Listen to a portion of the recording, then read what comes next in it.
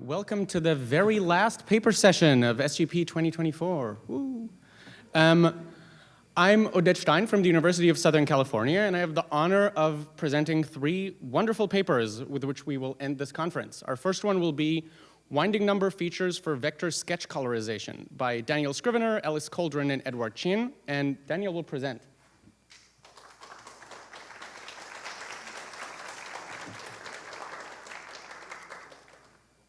All right. Hello, everyone. My name is Daniel, and today I'm very excited to present the work of myself, as well as my collaborators Ellis Coldren and Edward Chien, on winding number features for vector sketch colorization.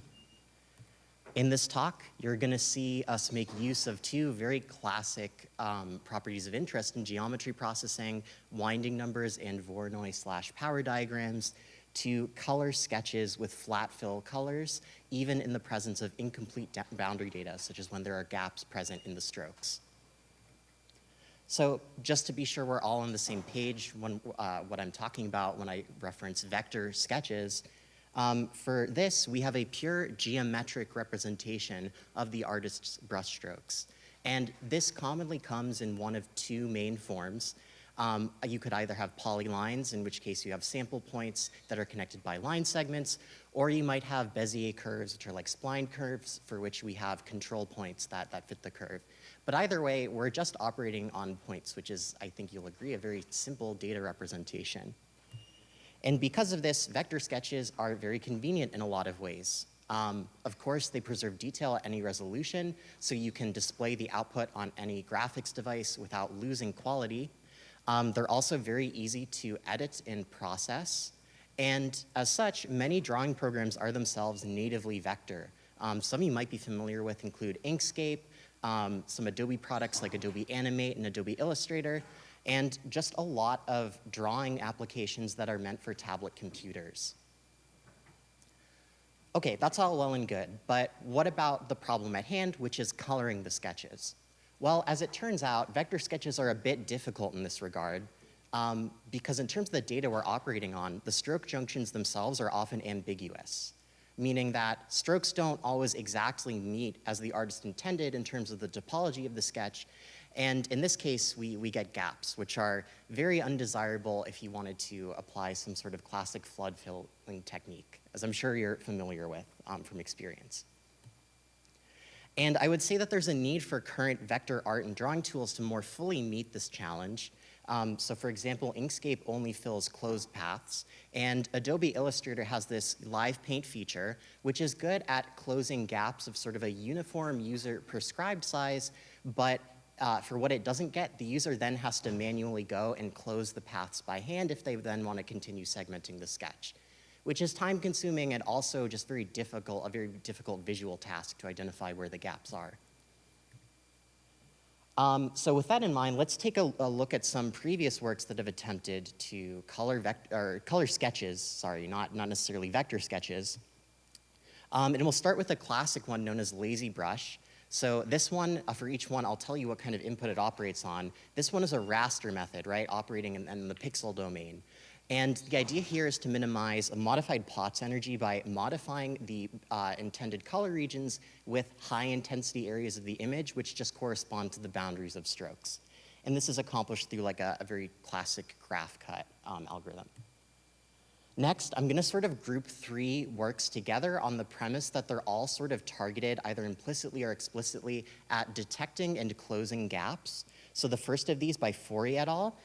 This one's operating on raster input yet again, and we are looking at key points that are detected at the ends of strokes and trying to use the estimated tangent directions at the endpoints to fit both straight line segments and spline curves. And then the attempted completions are ranked by a quality metric, and we only take the best ones to segment the sketch. There's also the work of Pericott et al., which is a little bit interesting in that the current implementation operates on raster input, but there is sort of like an inherently vector representation that's inside the method, but we're sort of going to treat it as a raster method for now because that's the input it takes. It's doing a Delaunay triangulation of a vectorized version of the raster input using their method, and using sort of a simple graph flow algorithm based on the length of shared edges to partition color regions. Finally, there's the work of Yin and Liu et al. This is a learning-based approach in which a classifier is trained on apparent junctions in a sketch based on sort of a family of geometric features, mostly that come from like inner stroke distance and stroke tangency at endpoints. And so we're kind of going to see how our approach differs from these just in terms of its like overall philosophy, which isn't so focused on like finding explicit gaps and trying to close them. And finally, we note the existence of deep learning methods, of course, for this problem. These are raster methods, and they are typically trained on art of a particular style, so they will excel within their respective domains. They'll do a great job coloring art that's like the art they were trained on, but the generalization is just not always there, depending on the style of the input. And there's, of course, a discussion to be had about the computational cost of such approaches. So our contribution is as follows. We fashion a boundary-focused method for coloring sketches in an end-to-end vector pipeline. We accommodate both an automatic and a semi-automatic segmentation pipeline. We don't make use of training data, and we leverage the ability of the winding number to impart this really powerful notion of region confidence, which allows us to craft intuitive sculpting tools for the user to further refine the result. So in the semi-automatic pipeline, just to be clear, in this case, we're talking about color hints that are provided by the user to sort of guide where those color regions should be. And we accept both strokes, like brush strokes, or points, or a mixture of both. And in the automatic case, the user is only specifying one thing, and that's the number of desired color regions. And then we employ a very lightweight k-means clustering on top of the feature space we construct to find the most prominent regions. And so the idea here is that k-means very lightweight, very fast, and the user can sort of iterate through these values to see what sort of like the broad segmentation map would look like, and then can make more careful refinements themselves, as will probably be necessary. And finally, we have this, this very nice notion of being able to sculpt the boundaries of regions, and we leverage power diagrams to do that. So what I'm doing here is I'm using a simple slider to grow and shrink region boundaries adaptively in like a way that's aware of the geometry of the sketch. Okay. Just a little bit of background. So I'm sure you're all a little tired of seeing this slide at this point. The winding number has been very prominent in our talk so far, but just a quick overview. This is a scalar valued function that, given some curve and an observation point, this is going to specify how many times that curve winds around the point in the counterclockwise direction. And when discretized, when the curve is discretized as a polyline, this is just the simple sum of angles subtended by each individual polyline segment. And it's worth noting that computation of the winding number is easily parallelizable. And this is due to the fact that each angle can be computed independently, basically. It's just very simple trigonometry. So this ends up being quite performant. And even then, there are strategies to further speed it up via a fast multipole expansion.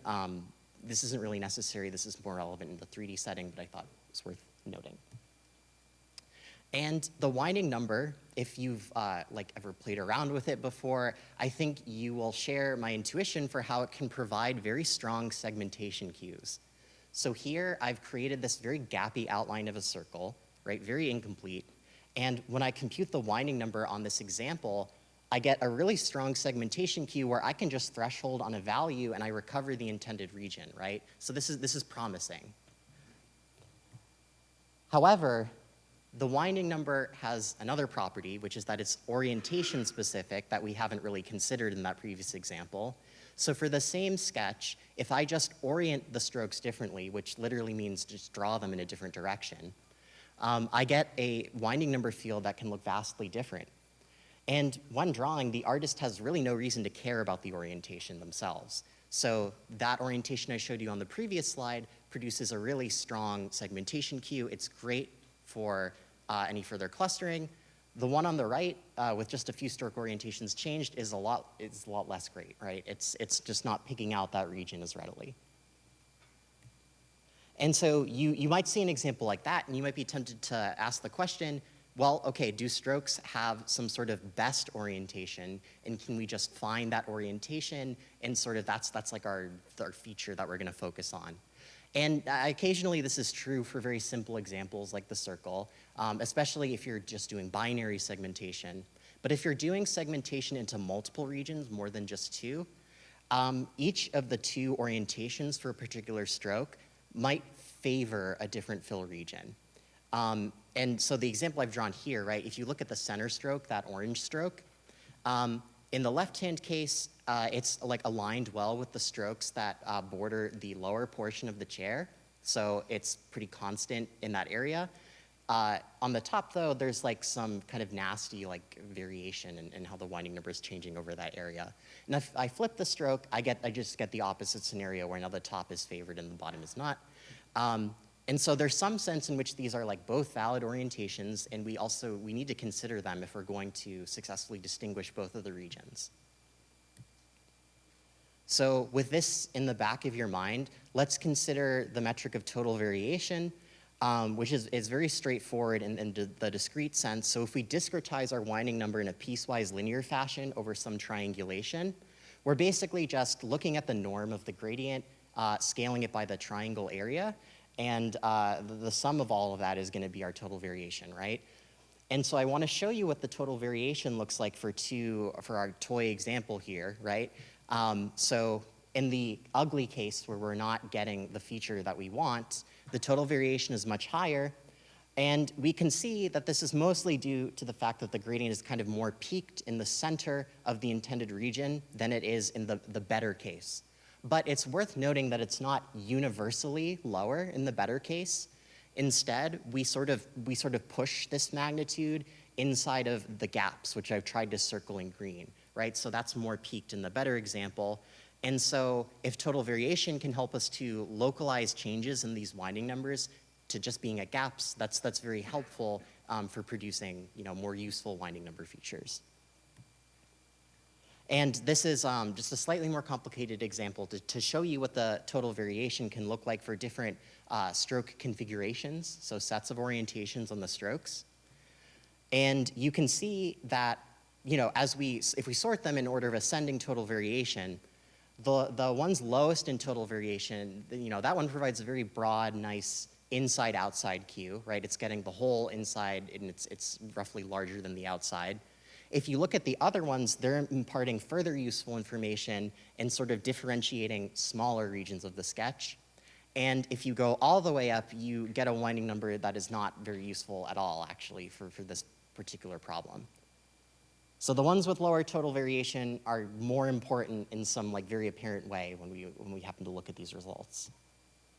And finally, power diagrams, just a brief mention. I'm sure we're all familiar with Voronoi diagrams, which classify points based on distance to centroids, right? And here we're just expanding that notion a little farther. We're going to say that we can initialize a ball of a certain radius at each centroid and control that radius. And now we're actually associating points based on their power, which is the distance to the point of tangency on that ball. And if I increase the radius, right, you can see that the boundaries of the diagram, they move back and forth in this orthogonal fashion, right? Okay, so as for the method, we are taking in a set of strokes, each of which is going to be represented as a polyline. It's worth noting that if you decide to operate on Bezier input, it's pretty easy to sample, get a polyline, and then sort of replace the boundary in a post-processing step. So we don't regard this as being a major challenge. And in the semi-automatic case, we're taking in a set of color hints, which are either points or strokes, each of which has a user-prescribed color label. And in the automatic sense, we're just taking in the number of desired color regions, which is going to be the K and K-means. So the idea here is we first triangulate the sketch to get a discretized winding number, and we generate a family of winding number features. And these features are used in different ways. So in the semi-automatic sense, we are using the features to sort of the space for a Voronoi diagram that's used to partition each of the points in the triangulation and associate them with a color region.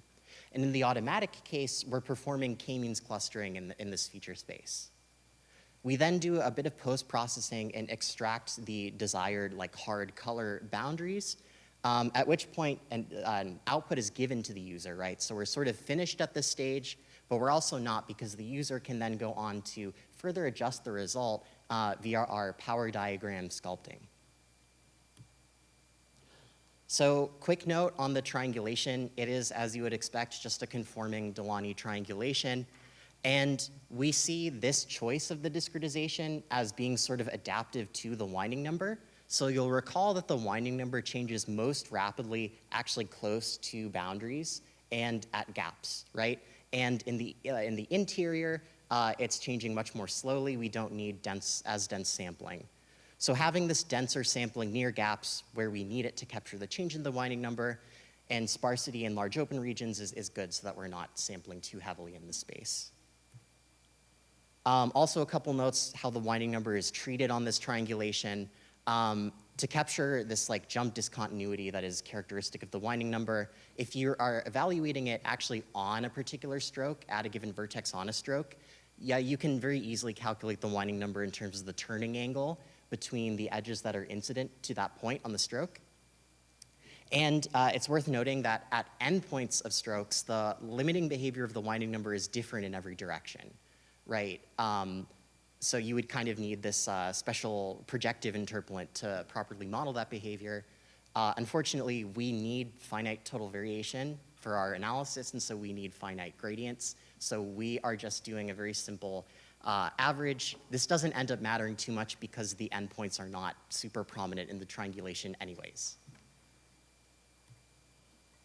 All right, so as for how we generate our features, we are dealing with a massive feature space. The number of possible stroke configurations is like this combinatorial explosion, right? Which is a bit disheartening at first. But if you look at these features that are obtained, if you obtain them just via uniform sampling, you notice there's a lot of like redundancy in the information that they impart. So we definitely don't need an exponential number of stroke configurations to make this work. Instead, we're very simply just sampling a number of stroke configurations that scales with the number of strokes in the sketch. And calculating the winding number for each one is very easy, and you obtain this high dimensional, this m-dimensional feature space of winding numbers. And then we embed the vertices of the triangulation into this feature space, pretty much how you'd expect, with like a feature vector at each vertex comprised of its different winding numbers. And we also have weights on the features, which I'll talk about in a moment. And of course, you can get an embedding of the whole triangulation just via piecewise linear interpolation over the mesh. So as for those weights, we then differentially weight each winding number by its total variation.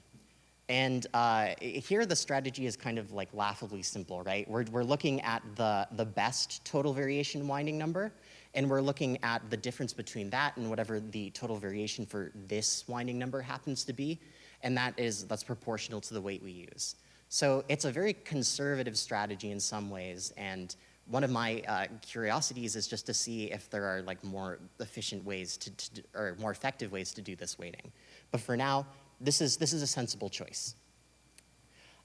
We then take, in the semi-automatic case, we take our user-provided color hints and we push them through the embedding. They become centroids in this high-dimensional feature space, and we obtain a Voronoi diagram, right, from these centroids. So the resulting one, if we look at how the vertices of the triangulation are mapped into the feature space, it's going to associate each vertex with a color region by its occupancy of a different cell.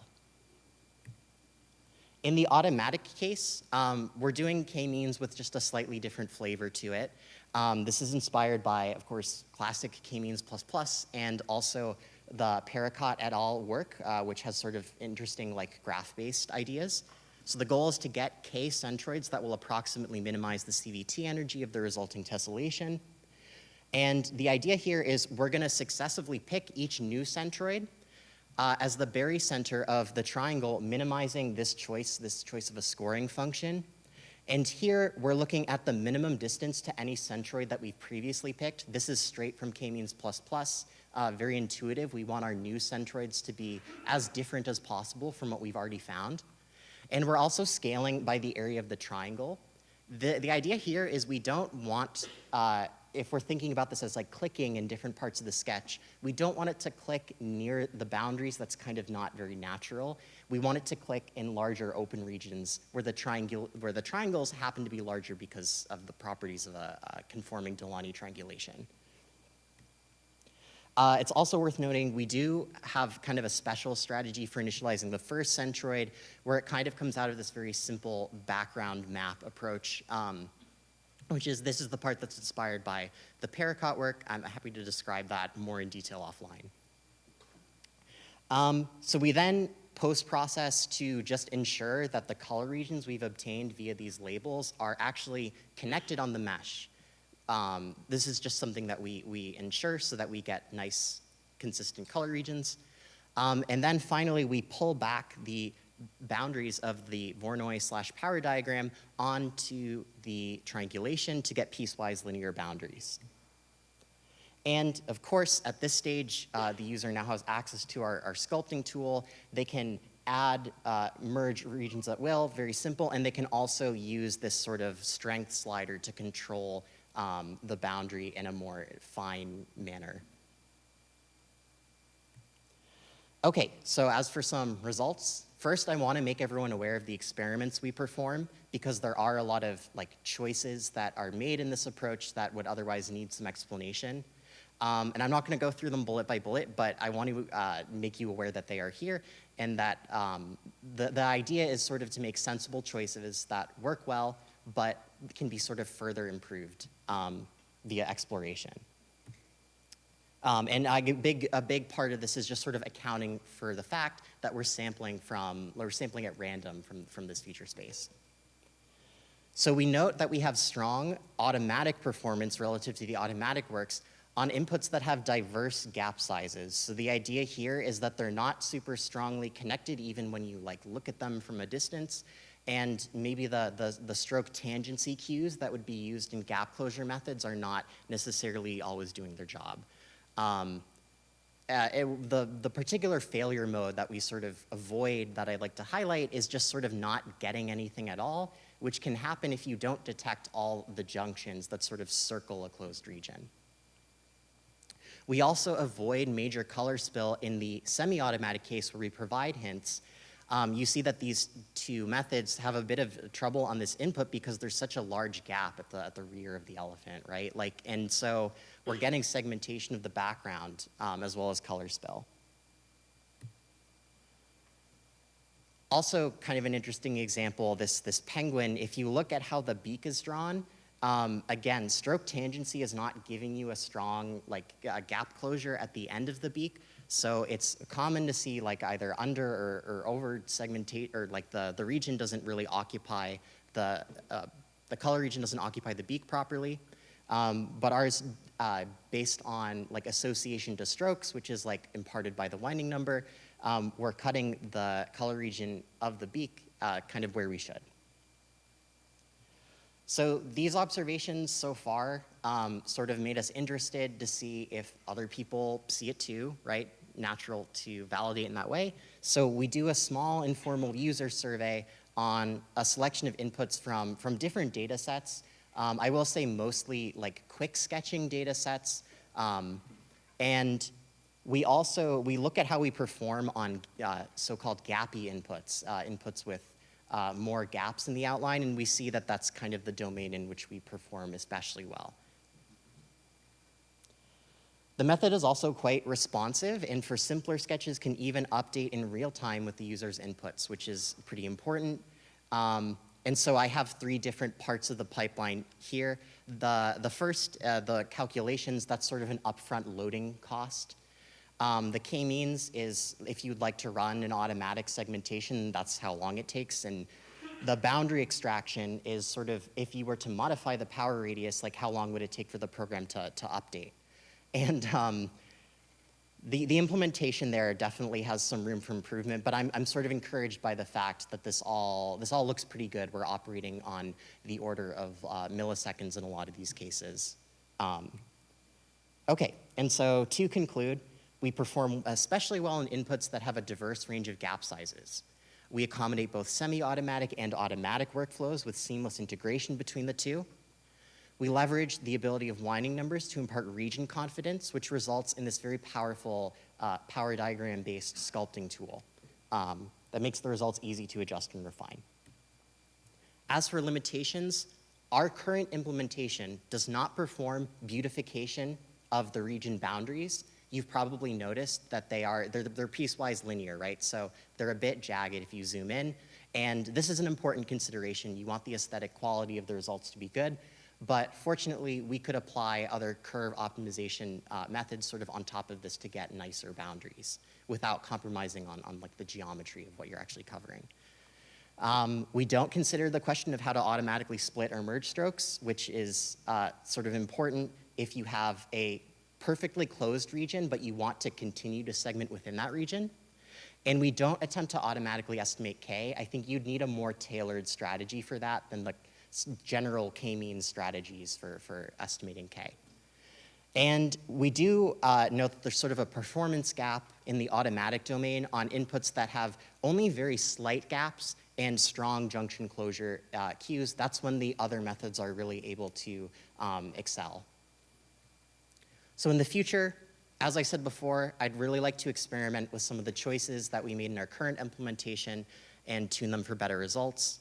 And also sort of refine the user interface further. I'd like to combine winding numbers with these junction detection methods to further boost performance and get the best of both worlds in a sense. There's a natural generalization of this work to 3D, thanks to the generalized winding number on sketches that are done with ribbons and VR devices. And I look forward to finding more uses of the winding number as a confidence metric. And this prototypical example we've mocked up is this snail. And I like to show this because I think the color region imparted by the spiral is really nice in this geometrically aware sense. Okay, that's my talk. Thanks so much for listening, and I can take questions.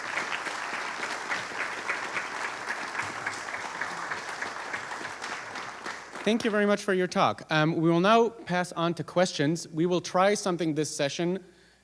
Be absolutely sure to wait for your microphone before you ask your question so that everybody in the room can hear your question. So when I point at you, please wait for one of the people with the microphone to get there first.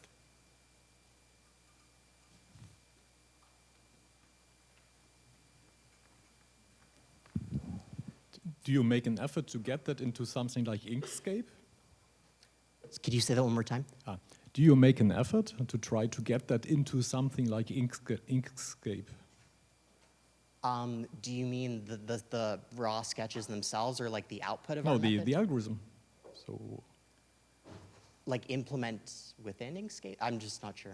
yeah, well, Inkscape is it's open source software, right? Oh, so you yes. could contribute it. Yeah, I'll make a quick note on this. There is work that I would have to do before I could like present a user interface that would like sort of be easy to use and easy to evaluate the strengths of our method. There's basically work I would need to do to make my code portable, but I do have the intention of sort of releasing this open source. I just don't want to give an exact timeline again because, you know, I'm a person.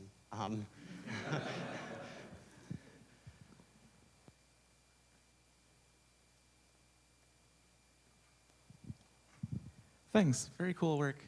I was wondering, one issue that sometimes comes up in these vector graphics is like oversketching, right? Where someone draws many parallel lines instead of one line. Did you try this on examples like that? Oversketching is absolutely an issue, and while I don't have something to show here, I would say the takeaway is that the winding number is going to be sensitive to oversketching in that area, right? So you're going to get maybe weird results where the strokes are sort of like overlapping. But it doesn't change the winding number too much in a global sense, so it doesn't mess up the regions that are made elsewhere. I think what's pretty common for these works is to first apply a stroke aggregation algorithm, like I think stroke strip is a popular one, to get nice consolidated center lines first. Yeah. Thanks.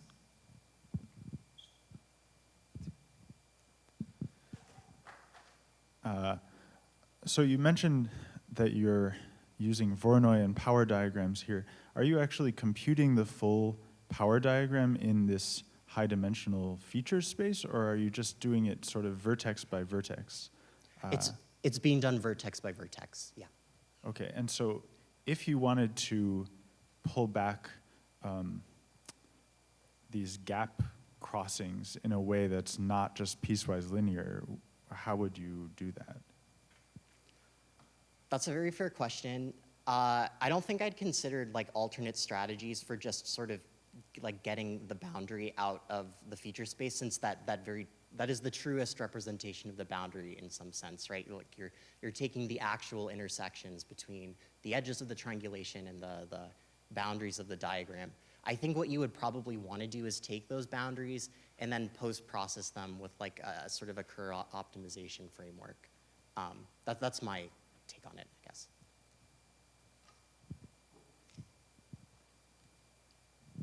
Hey, nice talk and very fun results. I have the smallest of nitpicks, which is that even though the gradient is unbounded at the endpoints, the total variation is still finite. So you get an integrable singularity there. That is very good to know, and we should probably be using the projective interpolant then. It probably doesn't make a big difference. There are not a lot of endpoints in the triangulation, so I don't imagine it would. But thank you, thank you. Thank you very much. Let's thank the speaker once again, and the next speaker can come set up. Second article of this session, Stability for Inference with Persistent Homology Rank Functions, by Qiquan Wang, Ines Garcia Redondo, Pierre Faugère, Gregory Henselman-Petrusek, and Anthea Monod, and Qiquan will present. Thank you for the introduction. So I'm very happy to be here and to talk to you about something called the persistent homology rank functions, and show you some stability results that we're able to derive, and also to tell you a bit about why and how you would use it as a topological summary of your data in inferential tasks. So to begin with, I will start off with a brief overview of persistent homology, abbreviated to PH, which is one of the main tools in topological data analysis that allows us to summarize the data using its shape and sizes. And we are interested in how topological features constructed on the data persist over a range of scale. And the PH pipeline is indicated by the flow diagram, which start off with some input data, and we construct a filtration over this data and study the lifespan of topological features of interest on this filtration, which is encoded in the third object, the persistence module. And representation of this information within the persistence module can be represented using a variance on which we can do analysis. So more formally, the filtrations are functors which map from a posit category with some ordering to the categories of simplicial complexes and simplicial maps, for which the single parameter refers to the initial, where the initial posit just refers to the set of reals with a total order, and the multiparameter is Rn with the partial order, but I will talk about what multiparameter is later.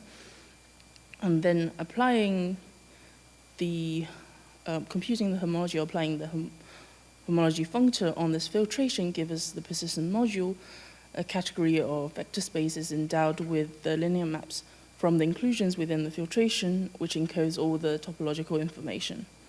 And by homology, you can simply think of it as the holes that we find in the data.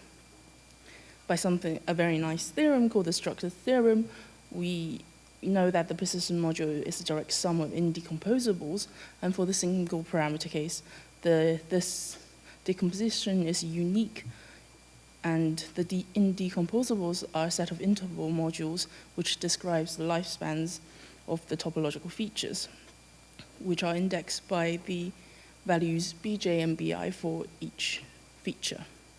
This is not so trivial in the multiparameter case, which I will get to later on. And now for an example, which is much nicer than just the theorems. So here on the right, we have example of a filtration, which is called the Virtuous-Rips filtration, based on distance between points, which can be visualized using these growing epsilon balls stemming from each of the points. And for a given filtration value, any simplex that are within that value of each other can be joined together. For example, we see that the points are joined together to form edges, and then the edges can then later be joined together to form triangles. And we can see how the structure changes as we increase the filtration scale. And what we are interested in is the homological features, the holes that appear. So the red colored interval refers to the lifespan of the connected components, the zero-dimensional holes, which initially all starts at 0, since each data point is its own component, and dies at certain points in the filtration as those points get merged with others. And the blue-colored single interval represents the lifespan of the one-dimensional hole, which is a loop formed somewhere right about here, which briefly forms and dies. And this variation is encoded within the persistent barcode, which is a representation and invariant of the persistence module. An equivalent representation to the barcode is also the persistence diagram, which is on the right, which plots the lifespan, the birth and death time on the upper half plane. So here for some more examples, we show 3 different examples featuring a sphere, a torus, and the Stanford bunny, and we compute the persistence diagrams for those. And we see that for the sphere, there are no significant persistence points away from the diagonal, as the points are all very close to the diagonal.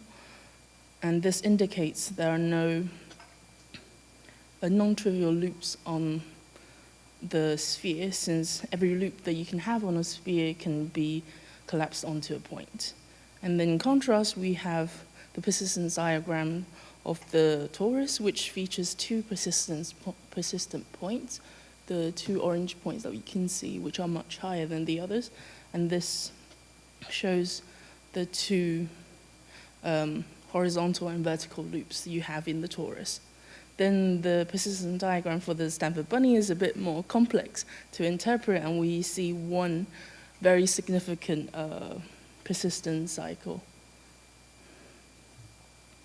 So given these representations for an analysis, we need some kind of metric such that we can compare the diagrams of barcodes. And there are 2 such stable metrics, namely the bottleneck and Wasserstein distance, based on some matchings between the points in the 2 different diagrams featured in red and blue. And note here we can not only match between the points in the diagrams, but we can also match points to the diagonal. And we have the bottleneck distance as the infimum over all the possible matchings of the supremum of the L infinity norm over all the matched pairs. And the Wasserstein distance is also computed as infimum of the matchings depending on the values of P and Q. So these metrics allow us to establish notions of stability, which is crucial for it to be used in any analysis or inferential tasks. And this means that given a small perturbation in the input data, the output representations will be upper bounded by the change in the input. And this is exactly what we want to do for the persistent homology rank functions, which I will introduce here. So this is the definition for the rank function, and it is an equivalent representation of the persistence module as the previous 2, the barcodes and the persistence diagram. And it's the function which outputs the rank of the corresponding transition map in the persistence module for any pair of values that we choose on the upper half plane.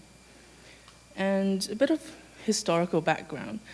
These rank functions were first introduced back in the 90s for computer vision and pattern recognition. And there were various pseudometrics and pseudo-stabilities proven for the rank functions, but it never really gained traction, since for the pseudometrics, it was possible for two very distinct rank functions to have zero distance of each other. And the stable and well-defined representation of the barcodes and persistence diagrams was more preferred. So, and also one more, known as in the name of persistent Betti numbers, there were various deterministic and probabilistic properties shown for the rank functions as well. But what we want to do is to establish some stability results for the rank functions, which are the equivalent representations to the barcodes and persistence diagrams, so why don't we use these? So just before we go on to the proofs, I want to show that the rank functions can construct the persistence diagrams, and well, the reverse direction is just a cumulative sum on the persistence diagrams. So here I introduce some notation, where first we have the set T, which is a discrete set of values over the persistence module where the changes occur, and combine it with a positive and negative infinity norm to form an extended set. And then on the set, we determine another sequence of real numbers interleave with elements of the extended set T. And from this, we can define these mu ij's using the inclusion and exclusion formula on the rank functions at these points. And from the notations we defined on the previous page, then we can define the persistence diagram as the set of values Ti and Tj from the extended set, where Ti is less than Tj, and where the multiplicities of the points are mu ij. And together with the diagonal, which have infinity multiplicity, we have the persistence diagram. And as I said, the reverse transformation is simply a cumulative sum on the persistence diagram to obtain our rank functions. So we can transform between the rank function, the persistence diagrams, and also the barcodes, which represent the information that we have from the persistence homology that we compute on the data. And here we get to multi-parameter persistence, which is a very current area of research in topological data analysis, which essentially means that we are taking a combination of filtrations in different directions across the same data, which allows us to identify or discriminate outliers or special features that we can have in the data, or if your data has a natural functional embedding within it. For example, previously we had the VR filtration, and then we could add to that a filtration based on perhaps the density or a certain height function on the data if we're looking at point cloud data. And as mentioned before, for the single parameter persistence, the persistence module can be decomposed uniquely into a set of indecomposable interval modules, but this is not the case for multi-parameter. And this decomposition is not unique, and there's no analogous definition of a barcode in that setting. But this is where the rank functions comes in, because there's a natural extension of the rank functions into the multi-parameter setting, where we take the partial order now instead. And this is a convenient way to consider multi-parameter. There are other directions considered in terms of the generalized persistence diagrams, but that's not what we will talk about today.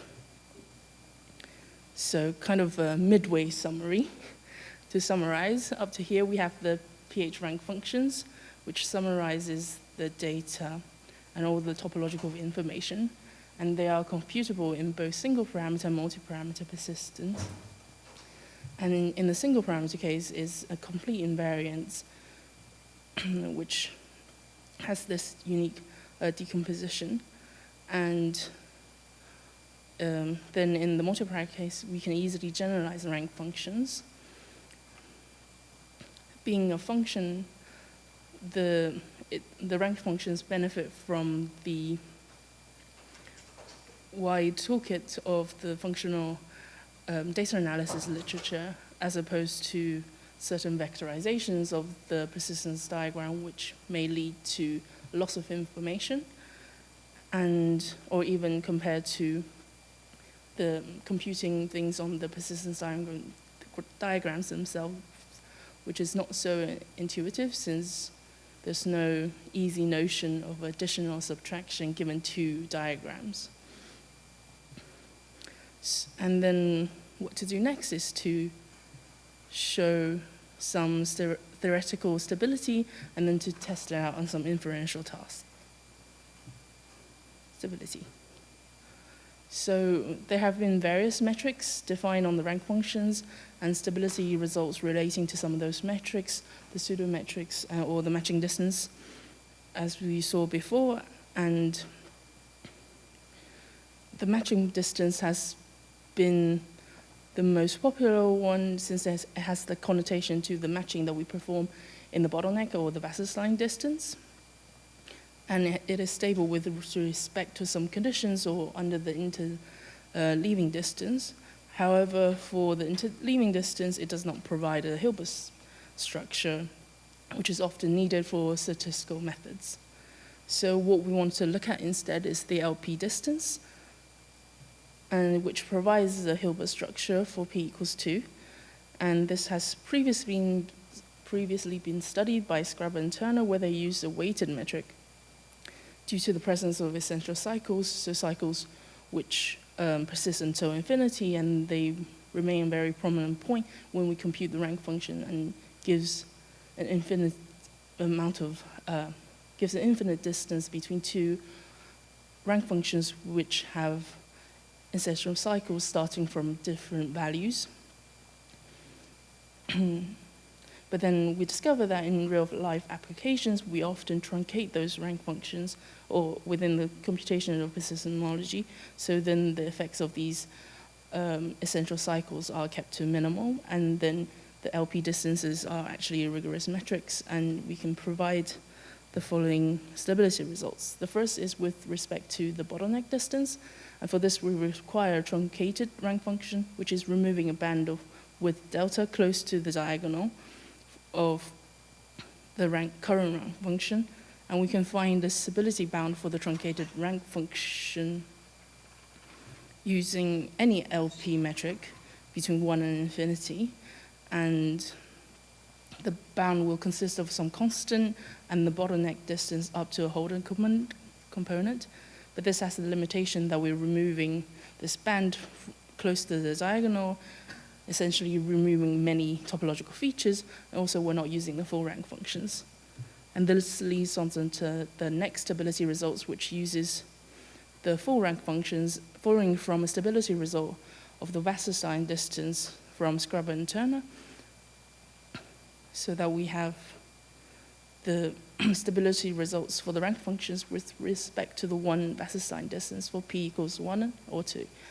And the bound again consists of some constant plus the one Wasserstein distance with some Holder exponent, such that the map sending a persistence diagram to its corresponding rank functions with the L1 metric is locally Lipschitz, and then the same map sending the persistence diagram to the rank functions with the L2 metric is locally Holder with exponent 1/2.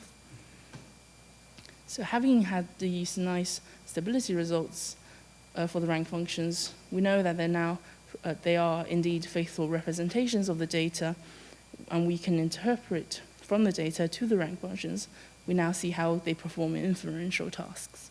And we have two examples, one for the single parameter case and one for the multi-parameter case.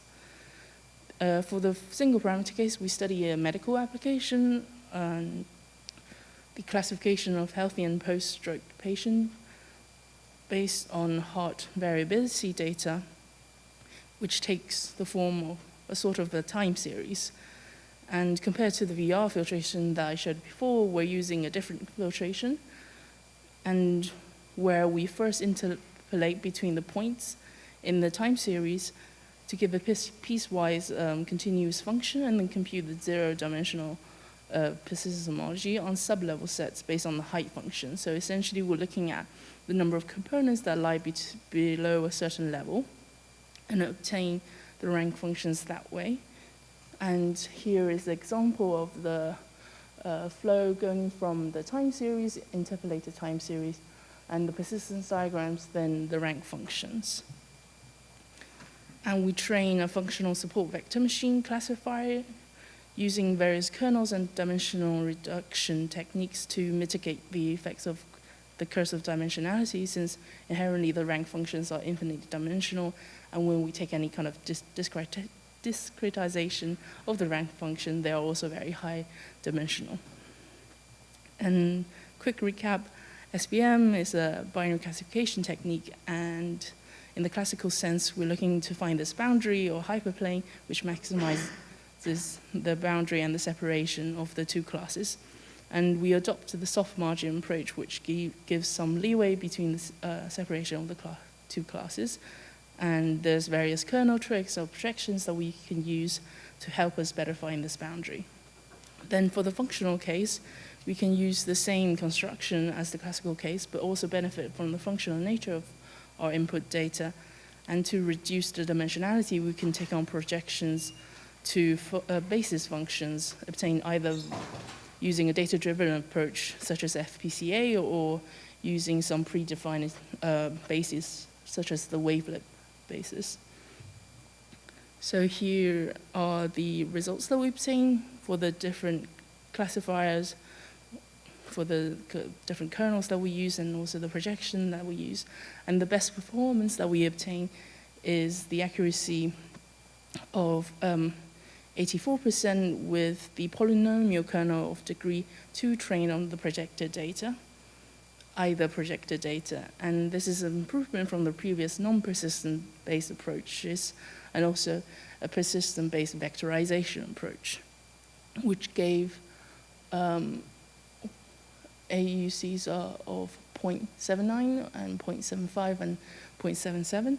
And compared to a previous persistence-based method, which had performance on par with ours, but required more processing optimization in the pipeline to obtain those previous summaries. So our method was much more efficient in the use of data, or a faster process, I guess.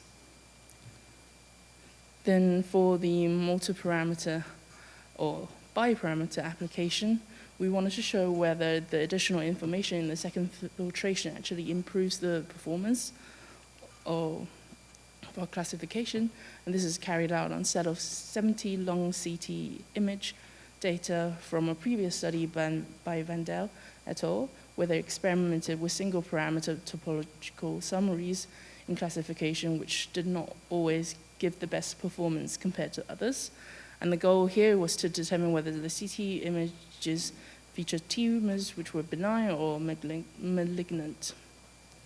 So then to compute our rank functions, we followed a pipeline where we first reconstructed the tumor surface from the mask given, and then sample from the surface, taking a point cloud on which we computed the biparameter rank function, using either the degree RIPS filtration or the height RIPS. So the second filtration is either the degree of connectivity of each vertex in the skeleton, or the height function as we build up the layers of the tumor lump.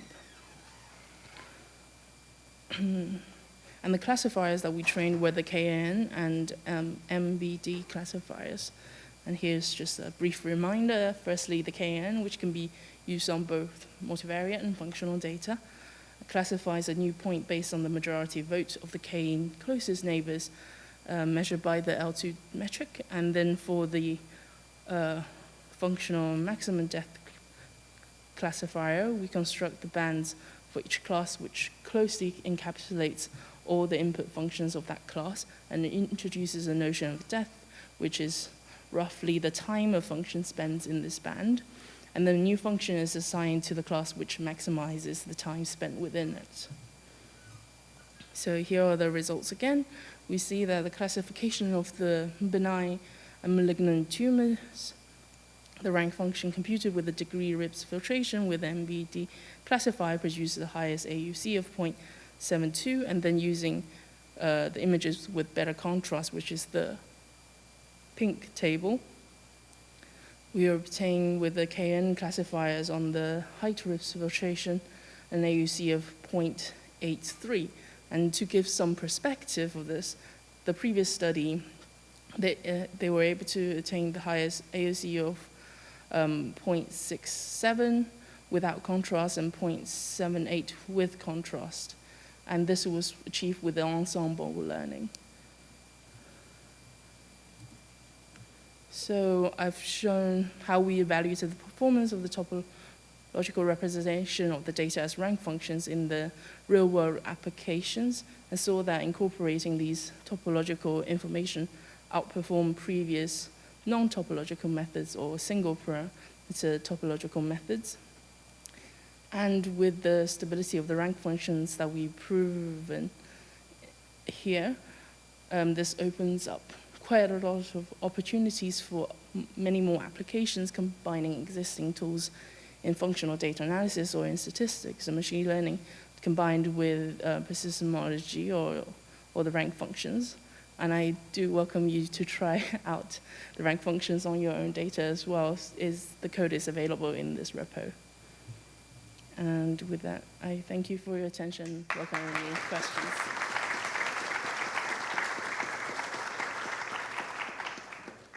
Thank you very much to the speaker. I'll open it again for questions. And remember, please wait for the microphone to come to you before you start speaking. If nobody has a question yet, I will start with one. So you showed us medical applications. I was wondering, in medicine currently, would doctors use methods like this for diagnosis? What is the state of the art sort of for practitioners? And if they wouldn't yet use methods like this, what do you think needs to happen before methods like these are used by practitioners in medicine?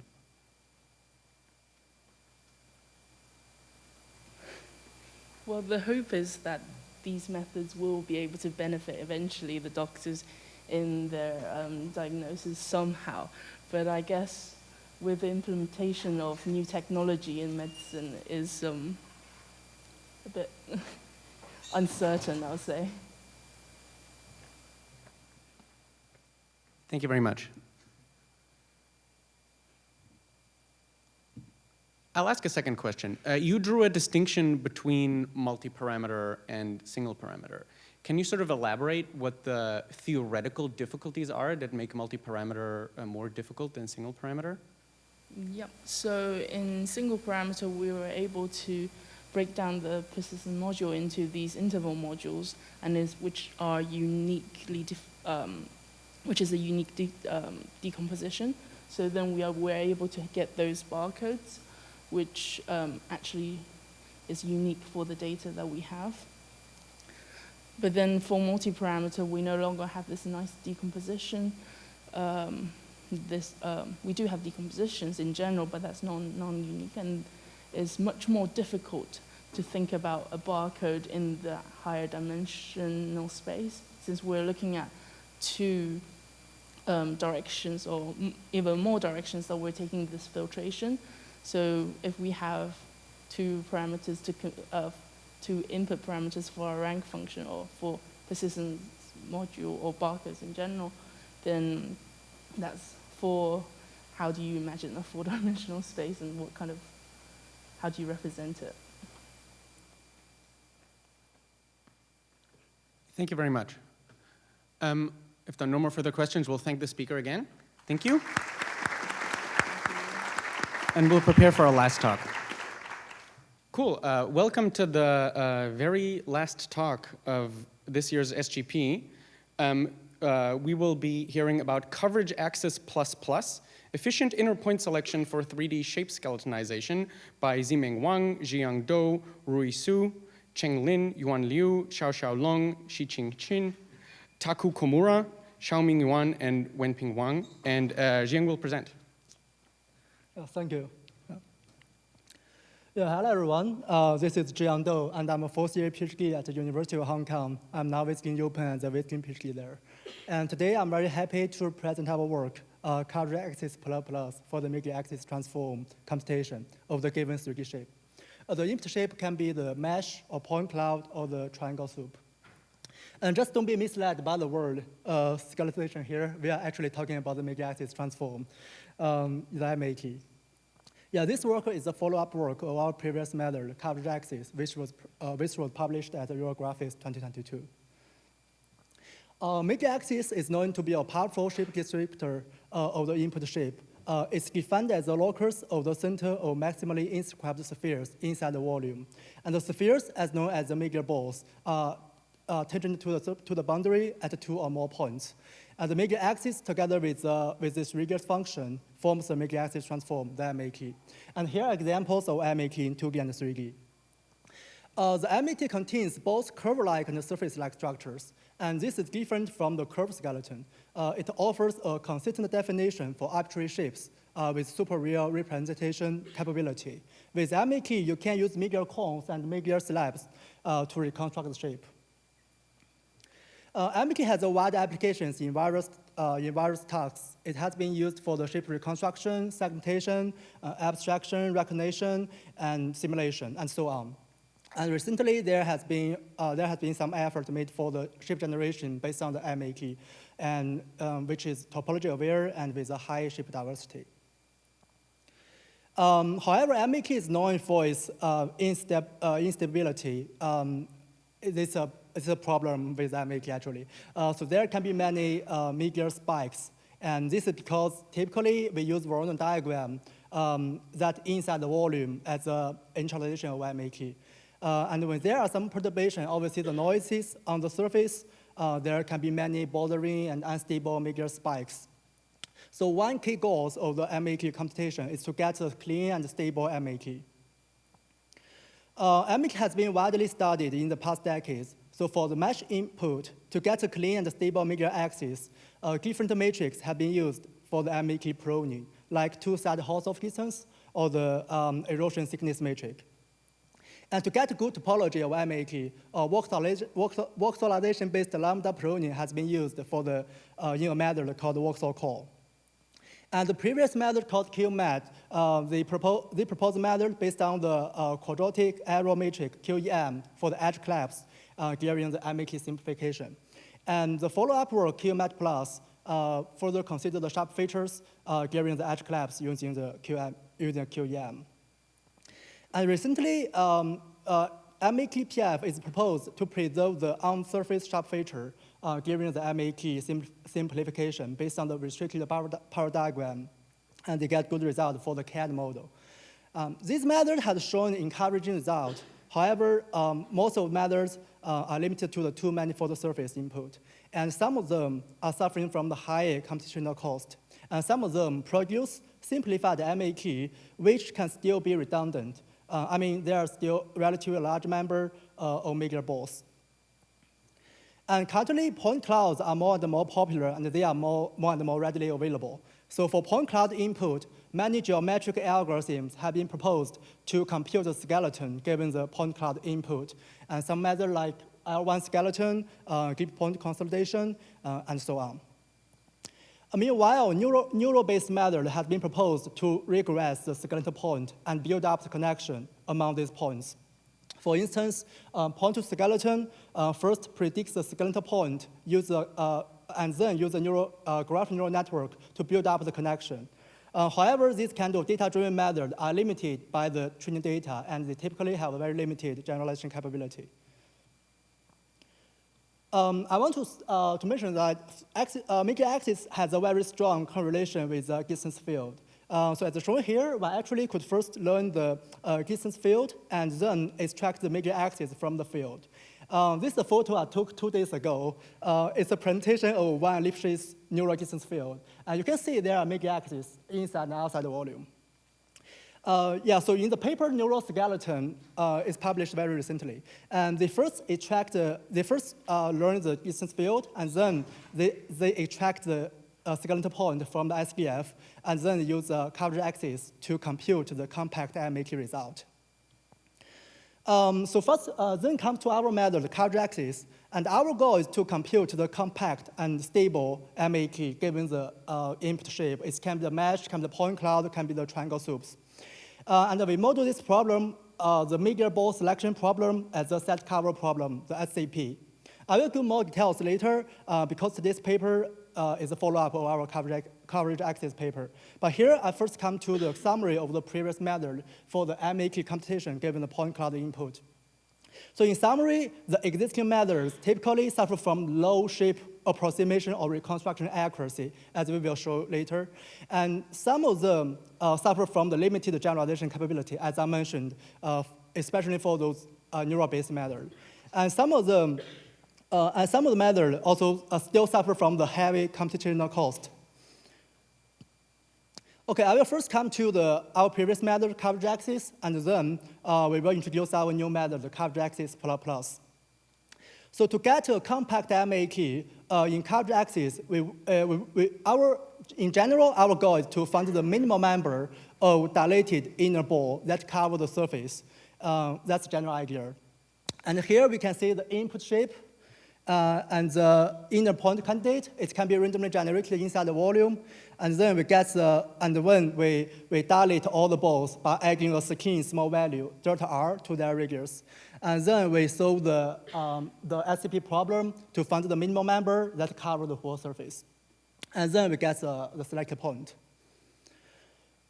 This formulation inherently introduces a compact and expressive representation that approximates the MAK.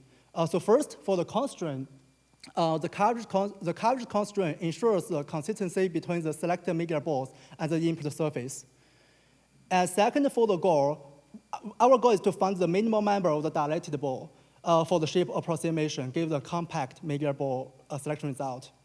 And with this goal, it favors those media balls that dominate the large area within the shape.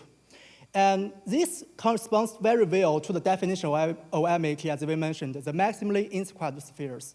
So it fits very well to the MAK, the media balls, and it gets a good result for the selection. And here are the results for the here are the 2 examples. We have a lot of candidate balls, and we select the minimal member that cover the shape.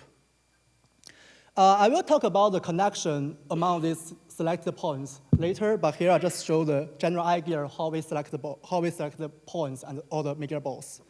Here we can get a good result for the mesh or the point cloud input. However, we know that SGP is hard, and if in our problem, here you can see the comparison. For some shapes, the running time can be quite long because it's NP hard. And in coverage axis, the complexity is exponential in the number of surface points. So if you have a lot of surface points to be covered, the running time can be relatively long.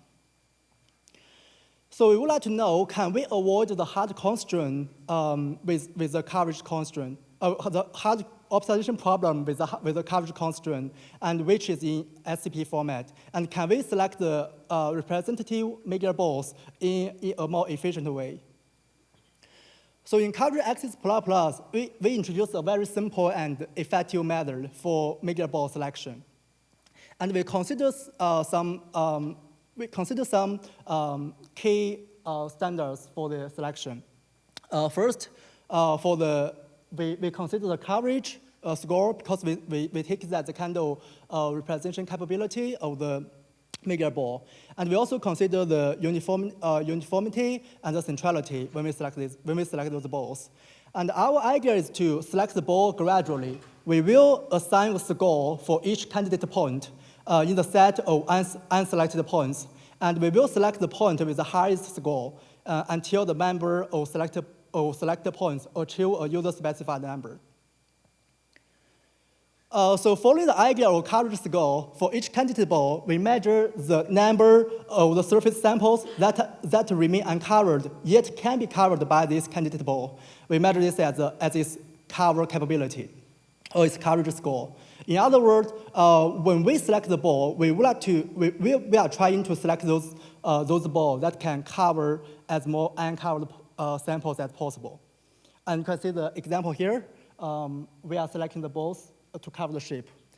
And the coverage score of the dilated ball provides a certain robustness to the noise and obviously the perturbation on the surface.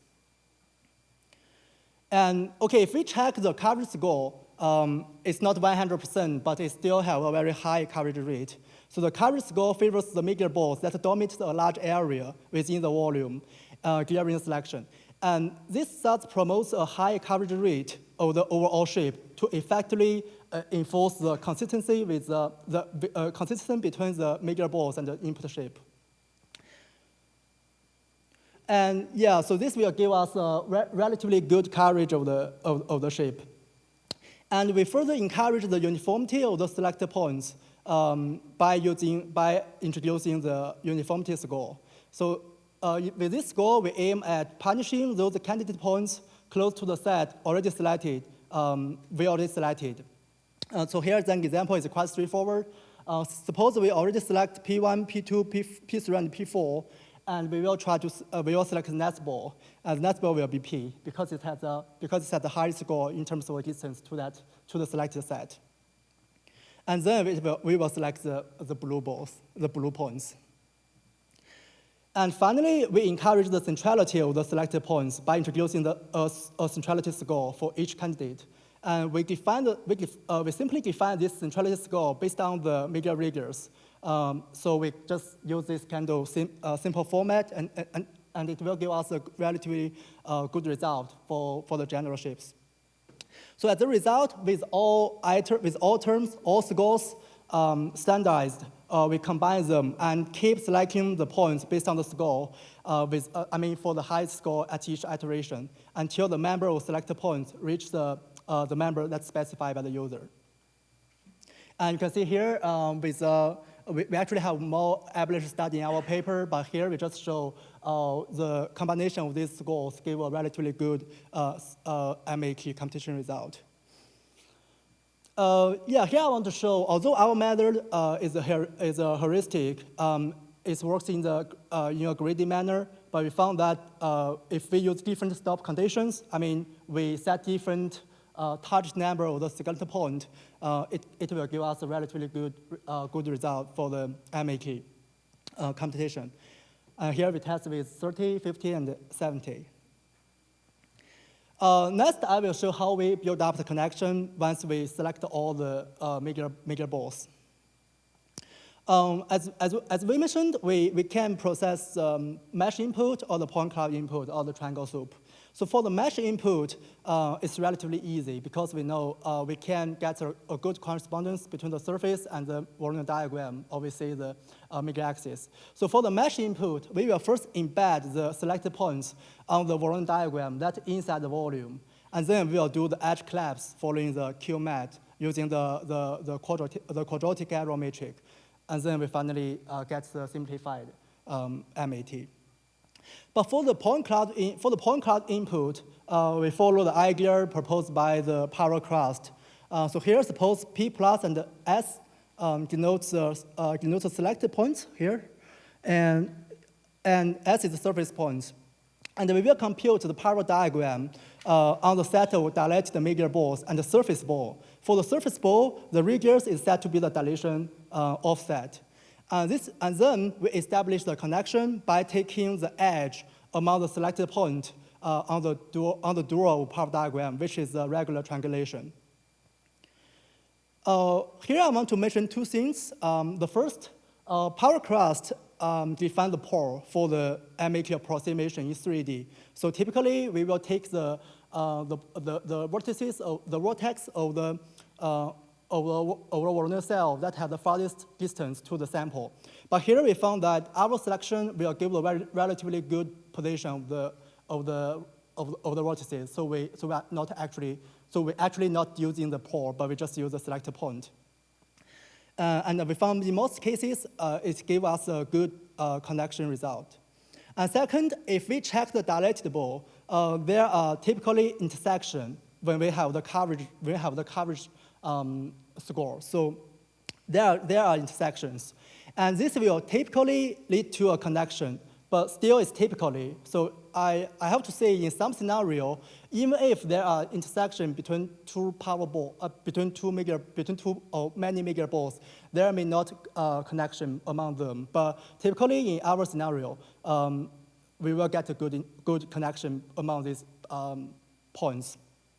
Yeah, but the problem is that if we have a lot of intersection, this will introduce redundant edges and faces and lead to a bad topology. So for the point cloud input, we can only give the weighted alpha complex. So it's not exactly the MAT.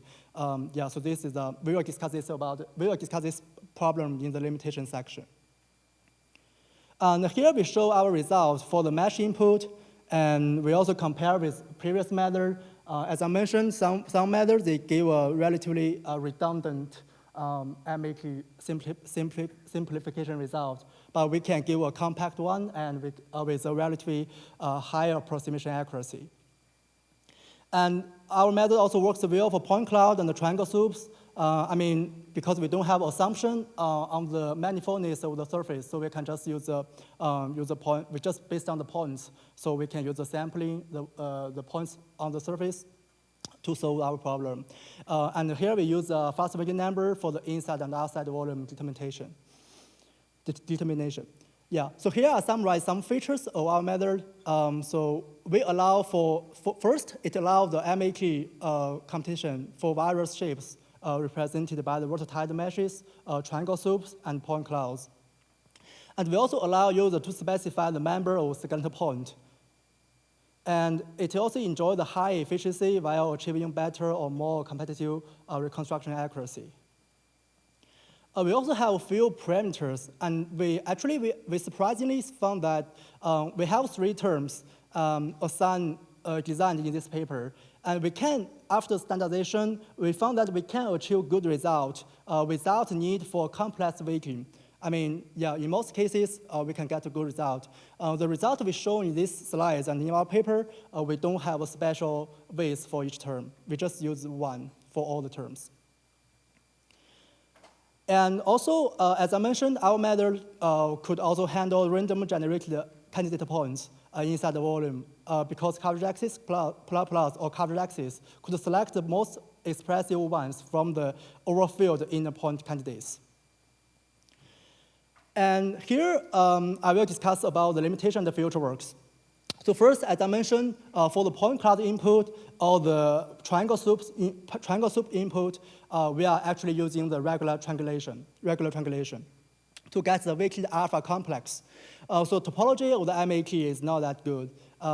Yeah, so I think the problem is that if we discard the information of topology and we try to rebuild that can be very challenging. So what I'm thinking is I think one potential solution can be something like we start from the Redondo diagram initialized by the point cloud or the soup, and then we define some matrix for the edge collapse or for the Givens process, we can maintain the topology information. That will give us maybe a better result.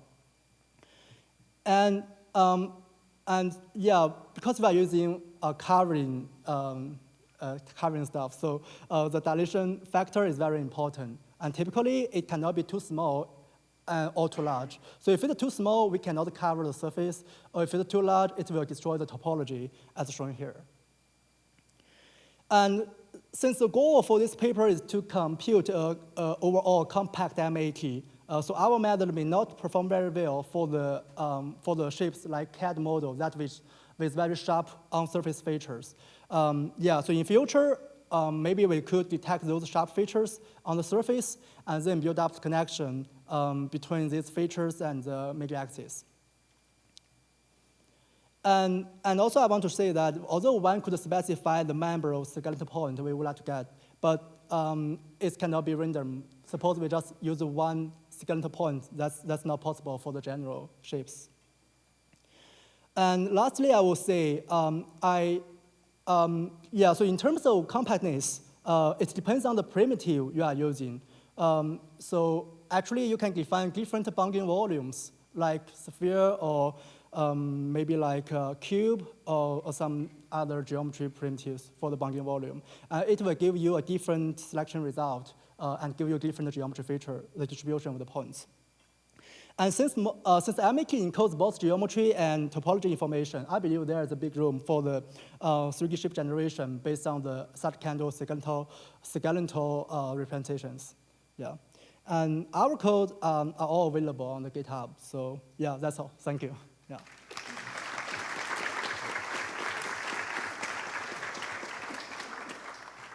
Thank you very much. I'll now open the floor for questions.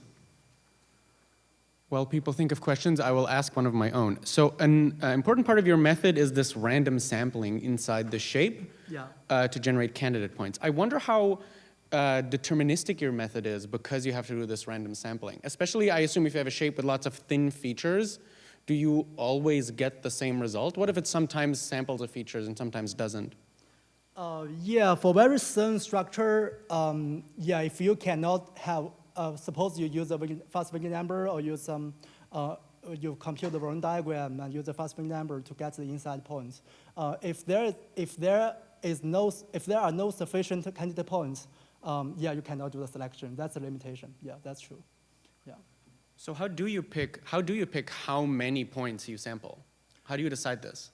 Actually, this can be specified by the user. I mean, the complexity is mainly associated with the surface sample. So if you have a lot of surface samples to be covered, that can be quite slow. But you can have a lot of inside candidate points. That won't influence the speed that much. Yeah. So typically, you can set maybe a little higher number of the candidate points. Yeah. Cool. Thanks. This is the perfect segue to the next question I was to have. Can you comment a little bit more extensively on like the runtime of your method and what exactly in my input shape it depends on how long your method runs? I think for most in Colorization plus, for most shape, either it's tubular or it's planar shape. I think the running time are quite similar because it's polynomial running time. But for the color axis, for the planar shape, it will quite slow. Yeah, because imagine you have the tubular, the complex combination is relatively low. But if you have the planar, it's much more complex, so you need more time for solving the problem. Yeah. Cool, thanks. I see a question over there. Please wait for the student to arrive with the microphone. Oh, sorry, Paul goes first. Apparently, here we go. Nice talk. I was wondering what would happen if the point cloud surface you get in has like holes or is only half scanned or otherwise malformed. Yeah, that's a good question. So if you have partial point cloud, or if you have house there, typically you need to pre-process that to construct the constraint. I mean, yeah. Or you can specify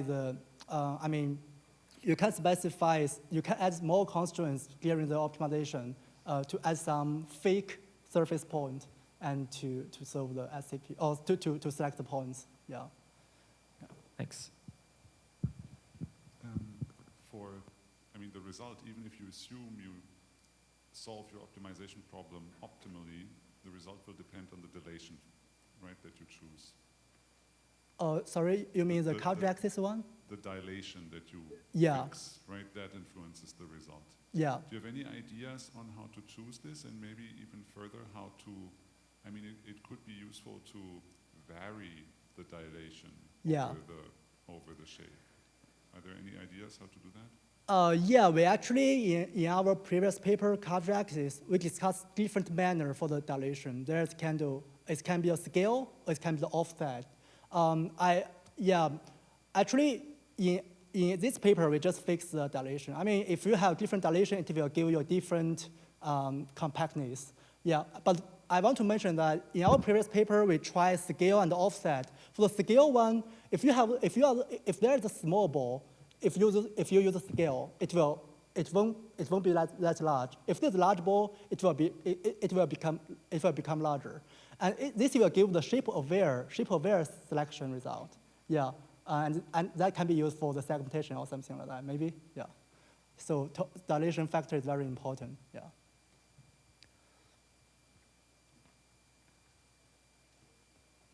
Are there any further questions?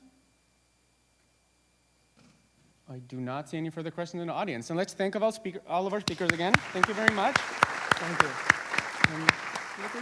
Yeah, thank you. This ends the science part of SGP, but we will be back here in half an hour at 4 p.m. with the closing session. See you soon.